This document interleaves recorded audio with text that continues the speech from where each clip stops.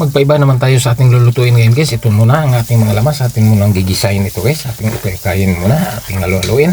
Ito siya, mga sibuyas natin, luya at saka naman bawang. Ating ginigisa muna bago pa natin lunod ang ating karni. Ito na ang ating bawang guys. At may kamatis pa ito. Ito siya guys, ang ating mga lamas ngayon na ating piniprito muna. At ito ng kamatis, sili. Ito na siya guys, kumplito ng ating mga lamas na ginigisa natin.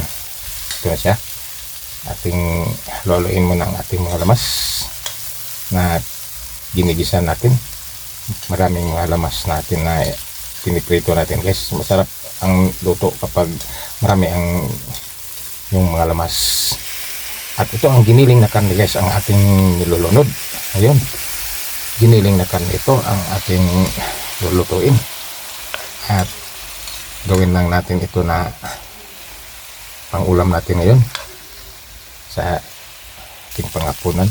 Ito siya guys, ating medyo natuyo ang ating karne nga giniling na nilulunod natin. At atin nang ilagay ang ating kalubasa na dilaw. Kalubasa na dilaw ang ating sahog sa ating niluluto ngayon guys, sa ating giniling na karne. Atin mo nang haluin siya. Ito, pang magka-halo ang ating karne at ang ating kalubasa na dilaw. At ating lagyan ng konting tubig, takpan. Ito na siya. Ayun, titimplahan natin. Ating lagyan ng timpla sa ating niluluto. Lagyan natin ng kaunting tuyo. Ating luluin muna. Ito, may sabaw na siya ng kaunti guys, ang ating niluluto na giniling na karne. Ito, ating takpan ulit. At may talong na ito guys.